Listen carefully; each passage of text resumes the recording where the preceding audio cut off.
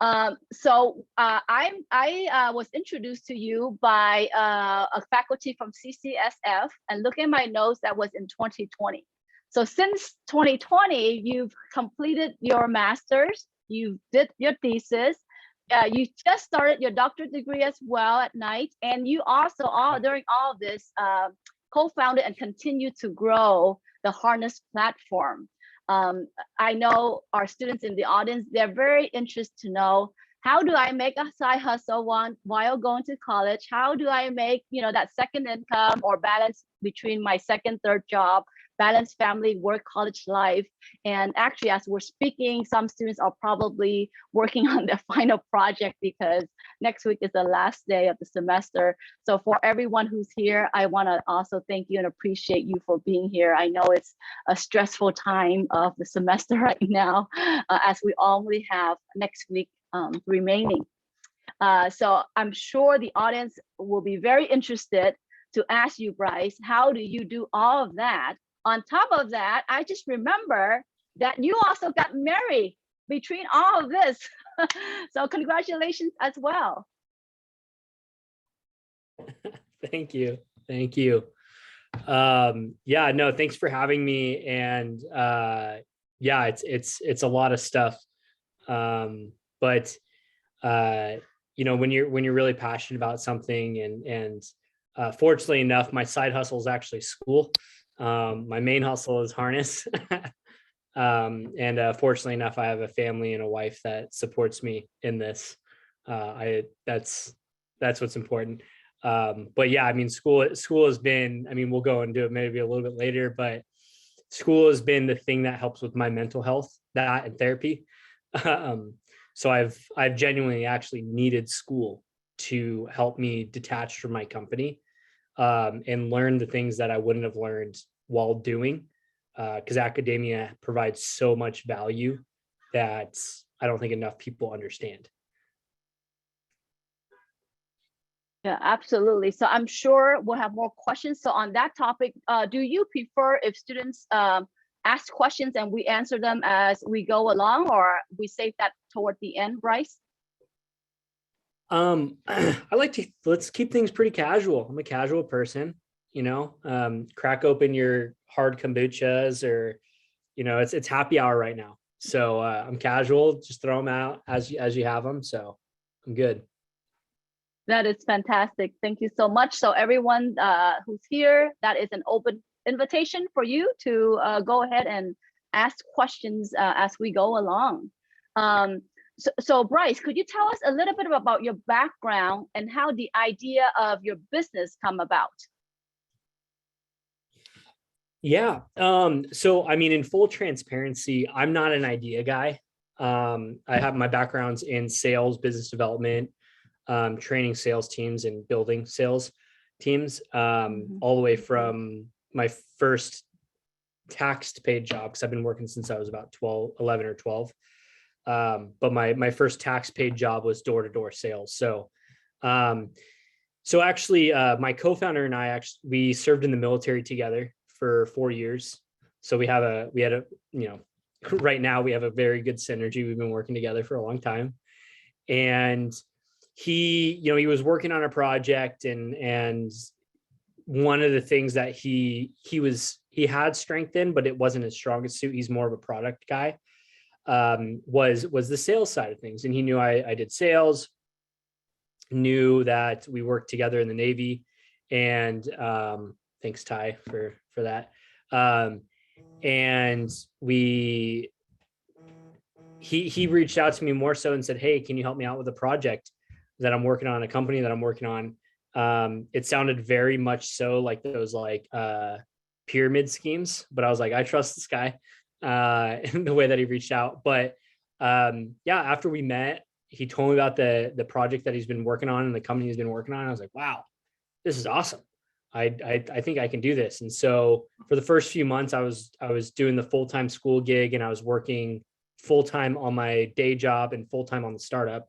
So I was working about 100 hours a week, mainly doing school stuff past midnight, and then from 3 o'clock until midnight, I was working on the startup. and not getting paid, nothing like that. First 2 years, actually, we didn't get paid.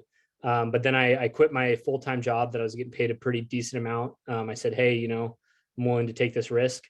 And when I joined, I had the one contingency was bringing on as a co-founder because they weren't anything at that point, really. They were a product, and they had one site over at Berkeley. And that's kind of how it started. And then from there on, we just grew. Now we're at 122 organizations across 6 different countries. We've raised, to date, we've raised a total of 650,000. We're also raising a small small seed round of $1 million right now. And we have about 700,000 committed already on that. So we're just closing the last little bit on that one. It's been a great journey so far. That is fantastic. So could you tell us, because some of the students here are probably new to that platform, could you tell us a little bit about the platform and the business that you are co-founding with this friend that you met in the Navy? Yeah, absolutely. So we built out and we have a stellar team, an awesome team. Me and my co-founder are great, but I mean, I think the team that are actually our employees are way better than us. In many manners. We wouldn't be where we're at without them. And so for us, for a company and for our platform, what we've created is a white labeled, so it's a branded platform, really to connect not only the community side of things when it comes to connecting your entrepreneurs with each other, but at connecting your advisors, mentors, funding. Think of it, I guess, as like a LinkedIn for entrepreneurs. If any of you have gone on LinkedIn and as an entrepreneur and tried to explore LinkedIn, it is one of the worst things in the world. And so, sorry, my dog's right here. And so it's extremely difficult. But what we've created is this opportunity for entrepreneurs to connect with each other and leverage their own community. And so what's also great about what we've done is that we've actually built this opportunity for people, say, for instance, at DVC, to connect with potential co-founders and investors, fundraising opportunities, programs at, say, Berkeley or Startup Canada, or we're working with Somalia. They have a bunch of programs out of there. So it's this interconnectedness of entrepreneurs. And then, I mean, this may not be as pertinent to y'all, but I'll just give a little bit of insight just in case if this is a similar space, and then I can help anything outside of this meeting or this event. We also our bigger play is the data play, right? I mean, Linda can attest to it. We have a data dashboard that allows a full snapshot of what's going on in the organization. And that's something of a value, because majority of the time when we go into these entrepreneur support organizations, is what we call it. It's very similar to what Linda has built over at DVC, which is also, I hope none of you guys take it for granted, because it's amazing what they've built. Community colleges do not have programs like this traditionally as like alumni. So definitely dig into that as much as you can. Traditionally, it's hard to track everything in a meaningful way. So that's kind of a little bit of a snapshot of what we're doing. And I'll put all my information and like my calendar link and the site link too. I'm open to meetings and everything to kind of dig deeper into if we need to. Mm-hmm. So, I mean, you obviously, there was a drive behind all of this, 100 hours a week, going to school, having that other full-time job, and then 2 years without pay, you quit the other job. What was the key driving force for all of this? Yeah, I mean, I quit the other job. I wanted to quit sooner, but my co-founder said, hey, save up some more money first, which was good. So there's checks and balances with me and my co-founder. He actually lives in Northern California. I'm down in Southern California, but he was down here just right before this meeting. So we do try to, connect over a meal and stuff like that. But I think the driving force was that I had the opportunity. I mean, I'm not going to disregard this. I had the GI Bill, so I was making a little bit of money every month, just enough to pay for rent and my bills. And I knew I could survive like that. And I also knew that I wanted to build something that was going to make a difference in the world. And I also knew that me as an individual had so much to learn that I would never learn in the corporate world. As an entrepreneur, majority of entrepreneurs fail. That's just I'm not going to try to sugarcoat it. But what I will say is majority of the successful people in the world, and even the corporate world or the entrepreneurship world, have this entrepreneurial mindset. And part of that is, the buzzword of grit, right? But also this idea of critical thinking, emotional intelligence, which that's what my thesis is on. I'm a huge advocate of emotional intelligence. I won't go into it right now, but I can probably go into like a 5-hour tangent on it. But all these things align with entrepreneurship. And so I think it was very much so, the biggest things were I was supported by my wife now, but she was my girlfriend at the time. I asked her, I said, hey, are you cool with me not getting paid for a really long time and being stressed out for a long time and also still doing school? And she said, yes, for that time. She didn't know what she was signing up for. But so I had a good support system on that end. But then also I had faith in my co-founder. Me and my co-founder, we worked together. We went through a lot of stuff. We lost 10 of our buddies, in action. And we've been through the ringer. And so I trusted him with my life. And so I said, okay, I don't trust many people with my life. I value my life relatively a lot. And so I said, okay, let's do this. And as you're going through entrepreneurship, as probably all of you know, it's just really exciting. It's hard work. And I'm not going to disregard that. And we're fundraising right now. And that's one of the hardest things as an early stage startup. But I would say those are kind of the driving factors. And I think there's also, I know I'm kind of going on a tangent here, but it's also reflecting on these individual moments while you're going through your journey of realizing what is important to you and what are your driving factors and recalibrating yourself. So for me, just for example, and again, I'm going to be as transparent as possible as I can here. Before I got married, I was very high stress level. We were at a point where I was like, man, we're going to have to sell our company. We had, 45 days left of runway, and then it became 30 days, and then it became 28 days of runway. And you're like, oh my gosh, we have all these clients, all these things. And fortunately enough, we just happened to make a bunch of sales in that. We happened to raise a bunch of money. Like it was just everything aligned up well.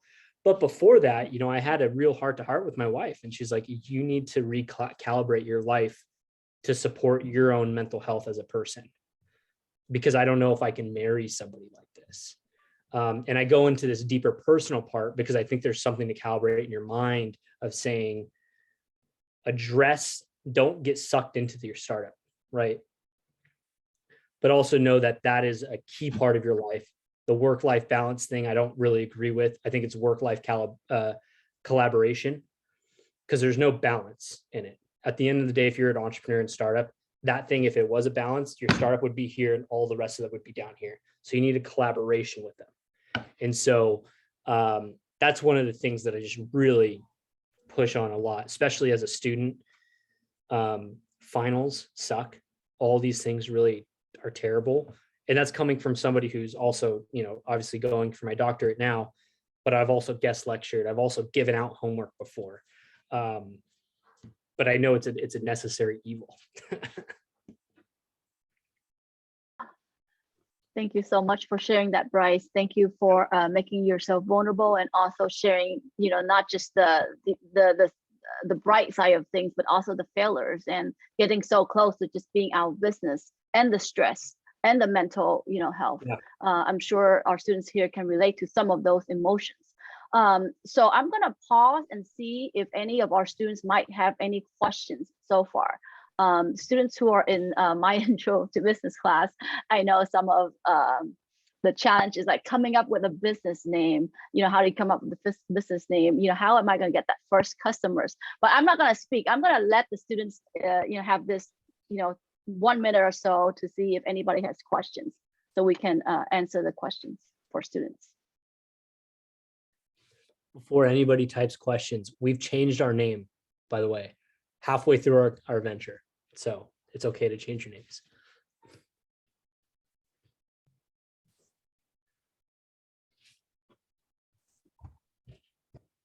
So you can drop your questions in the chat too, if you don't, if you prefer that way. Okay, so we have, I was wondering about your tactics used for promoting. So we have a few questions. So Sarah, thanks for the question. I really appreciate it. Thanks for being engaged. And yes, I'm pretty blunt and straightforward. When it comes to from promoting side of things, and I think, Ari's question about fundraising too, it kind of aligns. I've been in sales for a long time, like I mentioned, about 12 years total. And one of the things that I really look at is that promotion or marketing or getting your first few sales. And if you do, I'll put my email here. I'll email you a few webinars that I've done about getting your first 10 clients to everybody.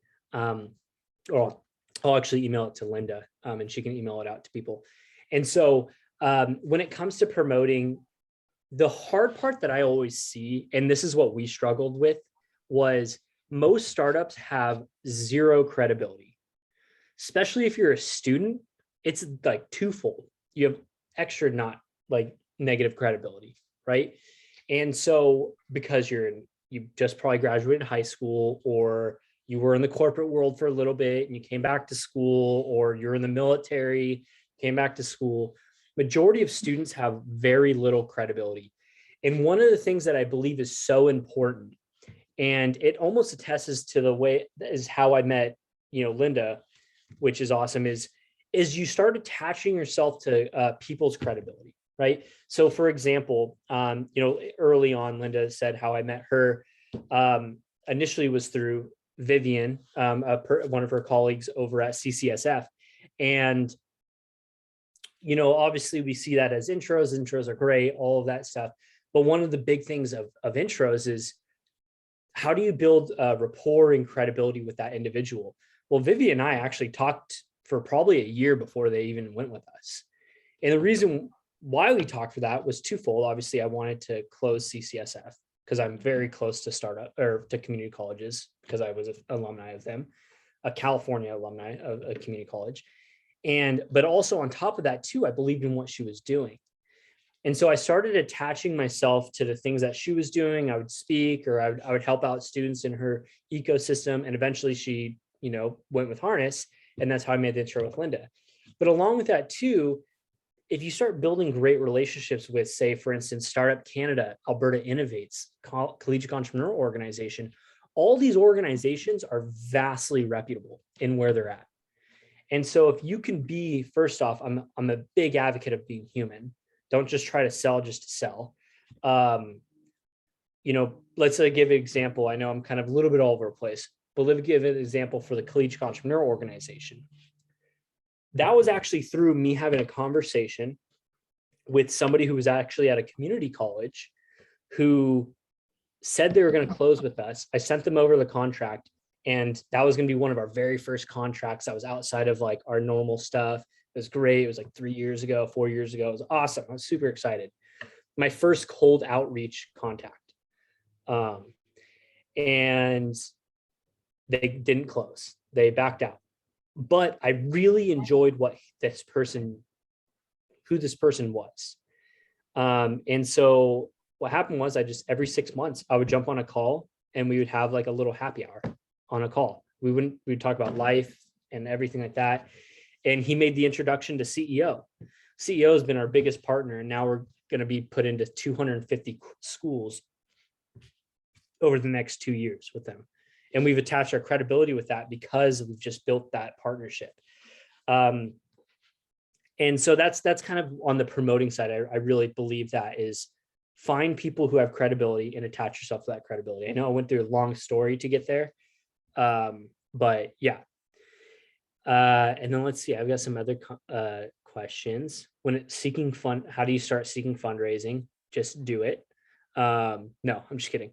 But the fundraising thing, I would really start leveraging pitch competitions because you guys are really early stage. You don't need $1 million. You don't need $500,000. You may not even need $100,000. We self-funded early on a lot, and then we raised maybe like $30,000 to $50,000. Not a ton of money. So I'd really look at those, and Harness is over the next two.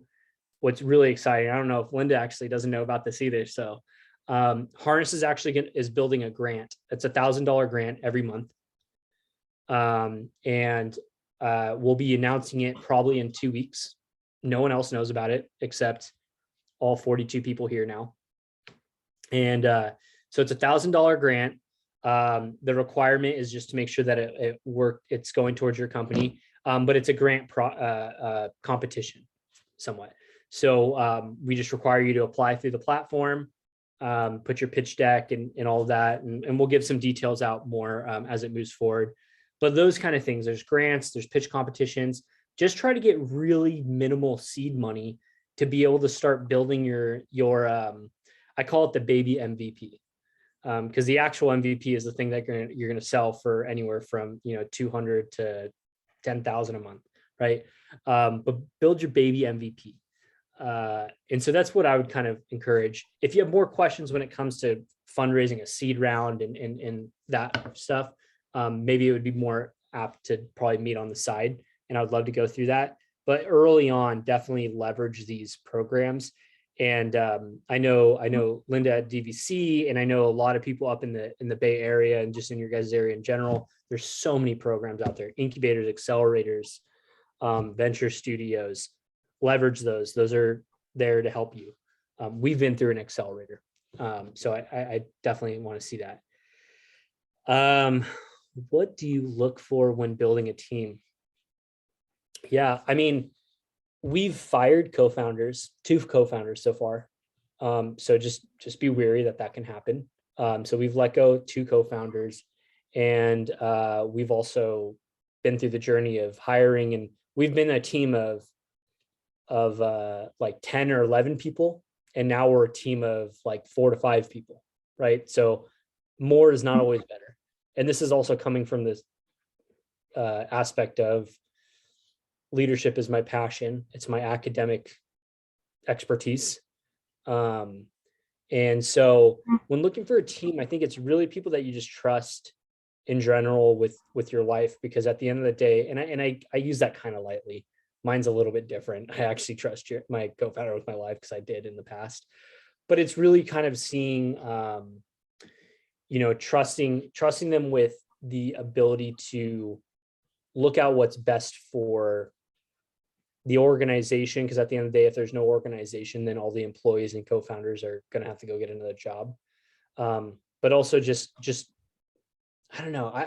It's hard because you want to get a good vibe from them. I know it's kind of like an arbitrary comment that I said, but and then also when it comes to certain roles, make sure that they have an expertise that are going to fill gaps. So for instance, Jeremy brought me on because I do sales. We brought on software engineers because we don't know software engineering. We don't have to bring on a product person right now because Jeremy, my co-founder, is fantastic at product, right? And so hire for your weaknesses. I'm not a huge advocate of learning your weaknesses when it comes to startup world, because it takes too long to learn your weaknesses. Just hire for them. If you're a CEO that doesn't know sales, bring on a co-founder that knows sales. And that's going to go against every single book, every single webinar, every single thing that you probably ever hear, because they're saying, oh, the CEO should make the first sales. If you don't know sales, you don't know sales. That's fine. That's not a big deal. So that's kind of my comment on that one. Let's see, we had some other questions. These are awesome questions, by the way. I love them. One of the most engaged groups I've ever talked with. So that's great. What kept you going when you were facing hard times? Well, a few things. I don't know if any of you know the Enneagram, but it's basically to tell you what type of person you are. And I'm an achiever. So I wanted to make sure I achieved. That was driving me partially. But also, I think there's an aspect of understanding when it comes to, part of me was saying I would reflect on my hard times I've had throughout my life and say, okay, how did I get through them? Did I push through them or did I give up? Many times I gave up. Many times I pushed through them, and almost making that kind of comparison. But along with that too is once you're building a company too, and you have clients and and I don't even call them clients, I call them partners, because at the end of the day, they give us as much value as they give as we give them. Like Linda and some of my other partners have given up so much feedback, and they have a billion hats to wear. And yet they're still taking time to not say, yeah, we're just going to leave you. We're going to actually just give you feedback. And that is amazing. Right. And so when you start building partnerships and friendships like that, I don't want to give up on them. Right. And then when you come to having employees, this is their livelihood. This is where they're making their money. That's a really driving factor. And at the end of the day, I try not to dwell on the hard times. And I also have a really good co-founder that me and him talk about it all the time. And we reflect on the hard times when things are good. I think that's key too. Always reflect on those hard times. Because then what happens is you just forget about them, which is so upsetting because you need to embrace that. When did you know that this was the right startup? Well, for the right startup, I was never in the startup or entrepreneurship world before this. So I didn't really have a view of any other startups. I thought, oh, startups, you exit, you make $1 billion. I just knew that I wanted to work with my co-founder, and I knew that I believed in the product. I didn't need to get sold on the product. I didn't need to get sold on what was going on there, or sold on how much equity I was getting, or how much all of these other things, these cap tables. I got the equity that I wanted, obviously, but yeah, I don't know. I think that was the right thing. But when it comes to, and maybe this is where the question's going, Michael, was there a point where I felt like I needed to give up on the startup and start something new? And I don't know if that's where it was going, but that kind of is where I feel like it might be going. And yes, that's what I meant. Yeah, that's where you're going. Okay, I felt that on that question. I think it's hard. It's definitely attached, similar to the hard times, right? There is an aspect of entrepreneurship where the market's saying no, the investors are saying no, which early on everything's going to say no. I'll tell you that right now. All investors are going to tell you that you're dumb and that your idea is stupid and it's not going anywhere. Most of them. Not all of them. Most of them. I don't know who's watching this, but and we still get that to this day. We have amazing traction, all that stuff. I think there's a part of it that's, do you believe in it? And there's also part of like, I guess a sub part of that, do you believe in it, is, are you still willing to push through? But I also think there's a part of it that's saying, is this an opportunity that we do feel that's making us money, that's allowing us to feed our mouths, our families' mouths? And again, not enough people talk about this because they say, oh, like, quit your job, mortgage, refinance your house, cash it out. And I disagree with all of that. I put in your own money on things, but don't put yourself in a place where you're never gonna dig yourself out of that hole. And that's coming from somebody who's been in that realm before. So yeah, I think it's more so, do you still believe it? The second you stop believing in it, maybe you should reassess. And then also, if the market's telling you no, and it's telling you no for a long time, reassess it, or my wife just got me this book for my graduation, or Pivot. This is actually just a notebook. It's not an actual book, but or Pivot. If you guys are all Friends fans, Pivot, like the couch pivot. And so that is kind of my recommendations on that. And Michael, you and I can probably dig way deep in that too. So I'm going to give my calendar linked here too, so you and I can chat. How do you know your project idea or program from being copied or used by somebody else when pitches or ideas? So this is a funny one, Justin, because I get this a lot, and obviously we're in the business of saying, hey, Harness is the community that you can show your startup. It may happen. We have literally seen. Sorry, I'm gonna grab my charger. We have literally seen our competitor make changes on their landing page that were directly the same thing as what we did. And it's one of those things where it's like, it's going to happen. Competitive advantage is great though. It allows you guys to grow more.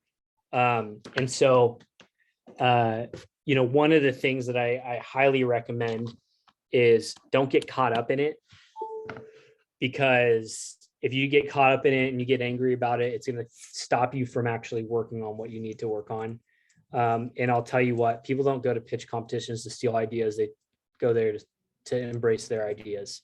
But also I would encourage you, look at what other people are doing and see if you can make pivots, not to do exactly what they're doing, but maybe their approach might be better for your organization, your industry. But I wouldn't worry about that. If that's your biggest stressor, then we need to talk, because I want to figure out how that could just be my biggest stressor. What do you enjoy most about being an entrepreneur? Well, today I just went to the driving range, and I didn't have to report to anybody and tell them that I went to the driving range. That's not saying I'm good at golf. It's saying I'm practicing. No, I do like the flexibility, to be honest. And you just have to work up to that flexibility, because the first few years I didn't. First few years you're working 8, 10, 12, 13, 15 hours a week, a day, not a week.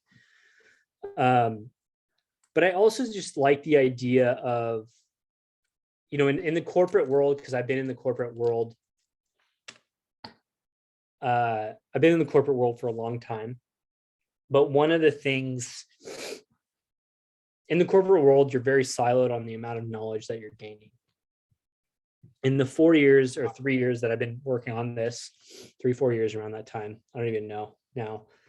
I have learned way more in this journey than I have than I would have in my corporate world, because I'm wearing so many hats. I'm doing so many things, and I know I can go in, and even if you work for a year on a startup, you can go into jobs, and if you look at the trend on what is looked for at job descriptions, I read a report. Entrepreneurship is one of the most looked at traits of somebody getting hired.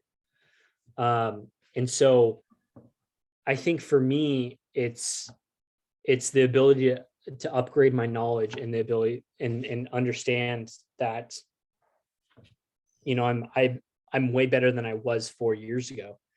And the reason why was because I have entrepreneurship to say for it. I have building a company to say for it. If my company closes in an hour, I am not afraid for the fact that I know what I know now. And we built something great. I'm just so all of you guys know, we're not going to die in an hour. We're in a good spot.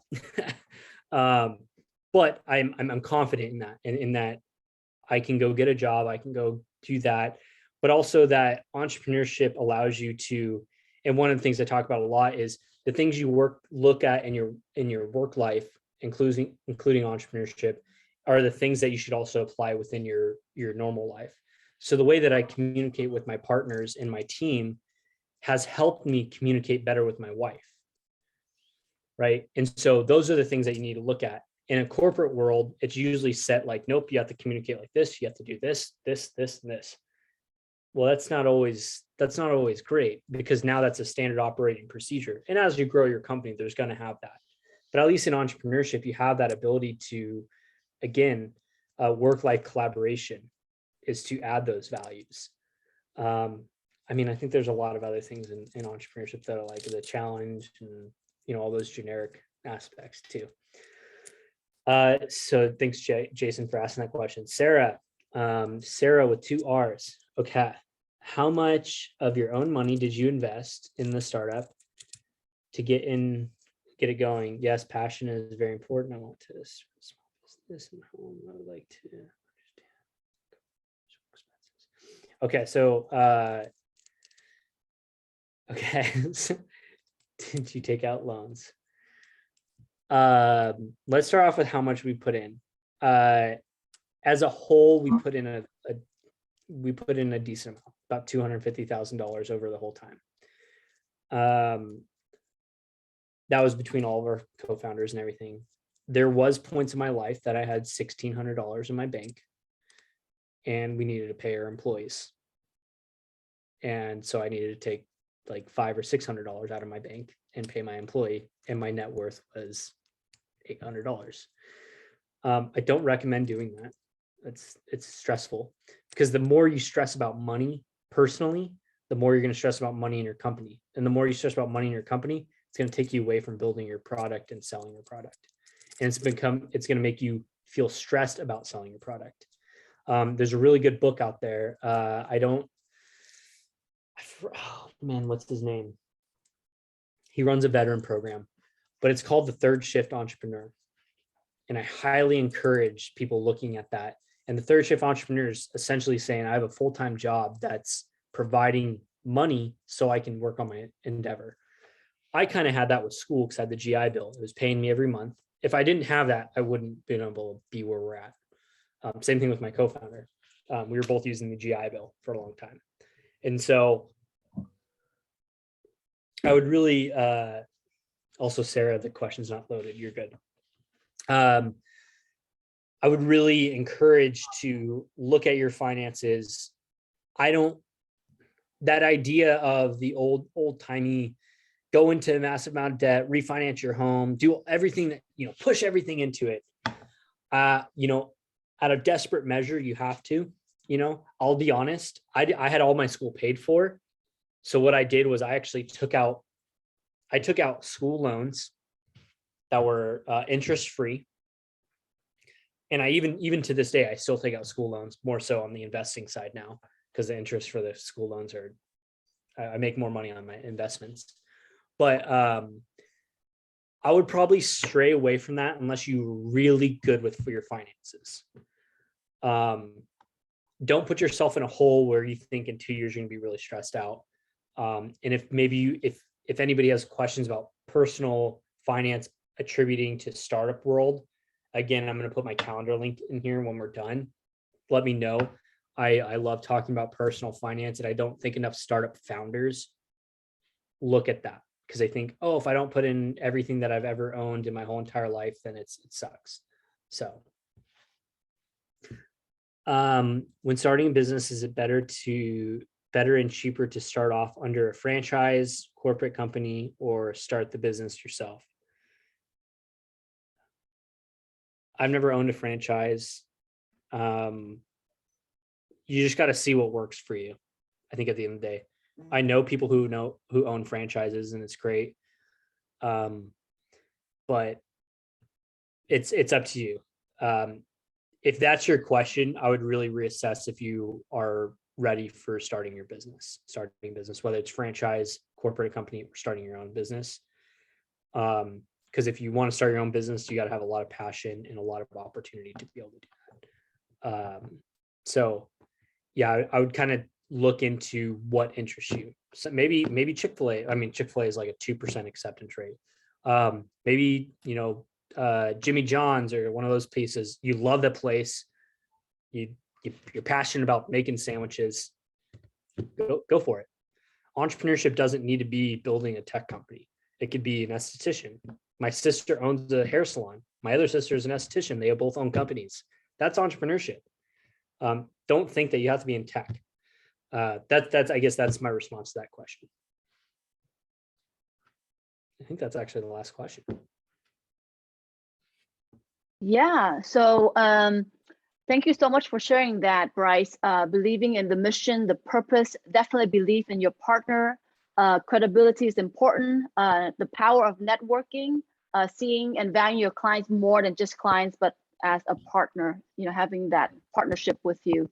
Hiring, you mentioned, hiring people who have skills that you don't have, complementary skills. Hire someone who's smarter than you. So I think those are part of the advice for the students, but what would you say are the top 3 skills needed to be a successful entrepreneur? Grit. So being able to push through anything. That's one of the things that my co-founder said I was the least educated person on the team at the time. I almost failed out of high school. I was failing out of high school. I never did great in school, but I had grit. I would work my butt off, no matter what. I would learn what I need to learn, and I would be better than. My drive was to be better than everybody else around me. So grit is one of them, and grit looks different for everybody too. So just see what fits for you as a human. Maybe it's not a competitive side, but it's a more intellectual side, or all these other things.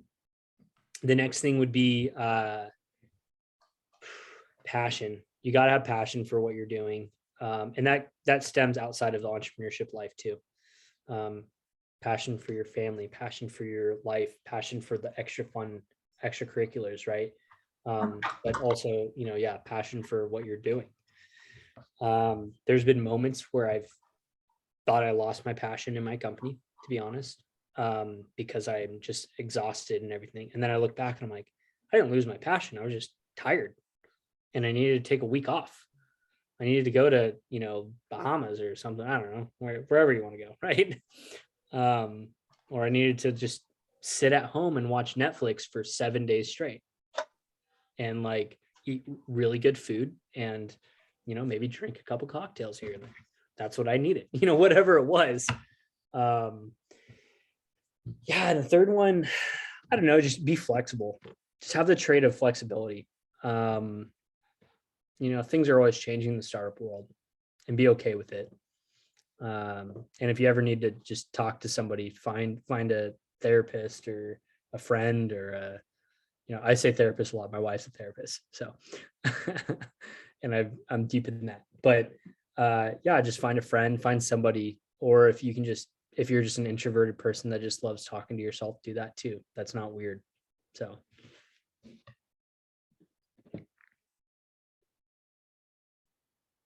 Thank you, Bryce. There's one I think this applies.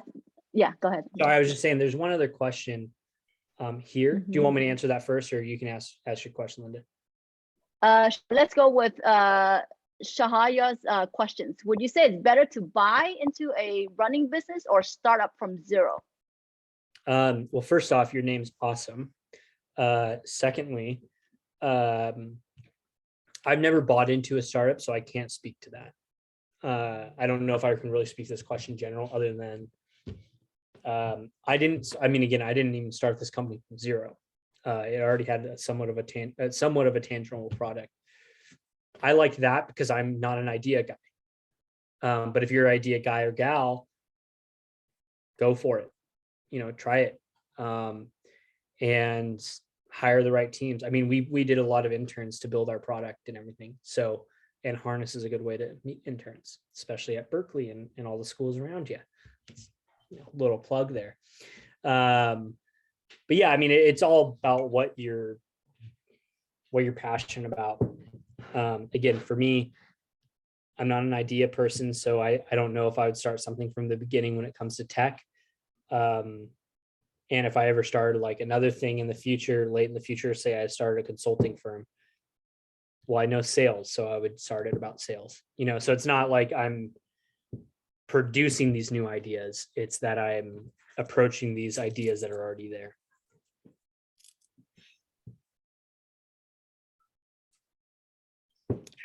And then Linda, I think you had a question as well. Yeah. So what have you learned being a full-time student and startup founder, and what entrepreneur tricks have you discovered to keep you focused and productive in your day-to-day busy schedule? And I think this applies, to a lot of our students as well. This isn't just an entrepreneurship question. This is a life question. Time management, right? Is so difficult. Yeah, I mean, I think just see what works for you. Always pivot on that. Like, I'll just give examples. Just recently, my wife and I just bought a home, and I love where we live now, and I've never loved where I lived. So I want to enjoy where I live. I want to go do golfing. I want to go, go to good food places. I want to do all these things. But I don't want to do that at 6 or 7 o'clock at night when I'm exhausted, and just got off of work. And so for me, I said, okay, well, for my time management purposes, I'm going to wake up at 5 or 5:30 or 6. And fortunately enough, I work from home. So I literally just get up in my pajamas. I make my cup of coffee. That's literally, I mean, you can see it. My cup of coffee is right next to my refrigerator that also has all my snacks. And this is my garage. And I just start working right at like, I don't know, right away, like 6:30 or so. And then I'm off by like 2 or 3. Sometimes I have to work, 12-hour shifts. Sometimes I work 6-hour shifts or 8-hour shifts. But that gives me the opportunity to do what I want to do in the future, or like at nighttime. So it's all about time management and seeing. I think in the early stages, there's a lot of times where you do need to work, 8 to 12 to 15 hours. Like that, I'm not going to sugarcoat it. I've done it. My co-founder has done it, and we still do it to this day. But I also think that if you're not going to be able to give 100% on something, then you need to take a break. Because the second you're not 100%, it actually is like compound interest, right? If you're 80% 1 hour, that means you got 80% that. And then the next hour, you're 80% of the 80% before that. And then it just start going and going and going, going. And eventually you're only giving out 10%. But well, good job. You clocked in 15 hours though. Well, does that really matter when the last like 8 hours of that were not 100%? In my opinion, I don't think so. And that also drives burnout too. If you're not working at 100% or 90+% in an hour, and you consistently do that, you're going to drive burnout, because that means you're not giving yourself enough rest time. And rest doesn't mean go to sleep. Rest means do things for yourself. Again, like I said, me is going to good food places, spending time with my family, playing with my dog, or whatever it is.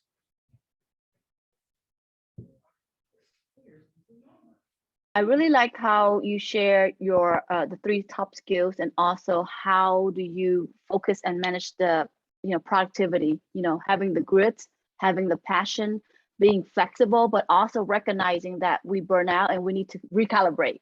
I gave you the book Pivot and Recalibrate. And whatever we do is to be present.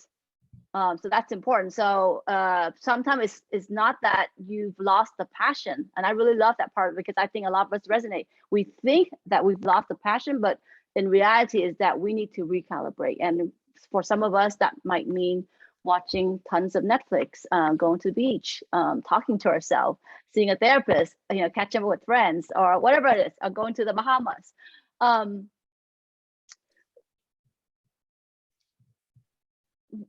Students have so many things that keep them busy, and a lot of daily stressors to deal with, but also at the same time a lot of activities that they can get engaged. So what would you say are the key activities you recommend entrepreneurs invest their time in? One sec, just got to move something real quick. Absolutely. Yeah, so I would say, I think it bases on the person, right? It's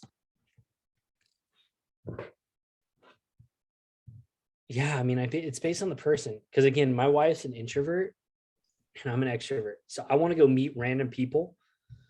And she doesn't. And so for me, one of the things that helps me is just going to, like, again, restaurants or other places to meet people.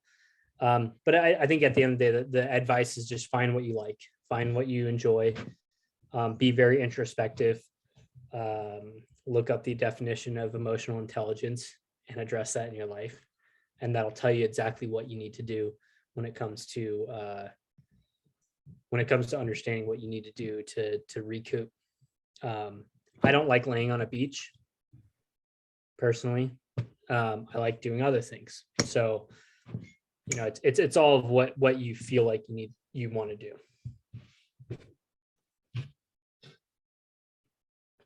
Okay, so we're 4 minutes away from 6 o'clock. So I just want to let students be aware of that. If you have any pressing questions, this is the time now to put in the chat or unmute yourself because we only have a few minutes left with Mr. Reich. And then in the meantime, I like to ask you, Bryce, what is the best piece of advice you have received in your journey? There's a lot of unsolicited advice. So just remember that. Yeah, I think, you know, it was actually from my uncle. So my uncle's I don't know if you know Patty. Patty's the largest scuba diving company in the world. And so he's the chief technology officer of Patty. And one of the things that he said, because he was in the startup when in his 20s and then ended up getting jobs and, you know, his failed, but he got jobs basically because he was an entrepreneur. One of the things he says, and it's been a theme of us, is make sure you enjoy life. Your life isn't about working a ton of hours. Your life isn't about not looking out for you or your family. Enjoy life, because the more that you recoup outside of life, the better you're going to be in your startup. And kind of an example on that one is one of the common phrases that we used in the Navy was leave your problems at the brow. And so the brow is like the bridge to get to the ship. So if we had, you know, heavy problems in life with our marriages or whatever it was, you're about to have a lot of people's lives in your hands. And so part of me kind of disagrees with that, because in the entrepreneurship world, at least, I disagree with it. I think you should be able to embrace your personal life and hope that it's great and do the things that matter. So take your family on the vacations, go on a camping trip, have a picnic in the park with your spouse or whatever it is, right? That's kind of the best advice, honestly, because I've gotten a ton of advice that's been really great, but all of them have been around like, fundraise this way or sell this way or all these other things. But at the end of the day, you're a human, right? So if it doesn't end well with you as a human, then how are you going to be able to sell well or fundraise well or build a company well?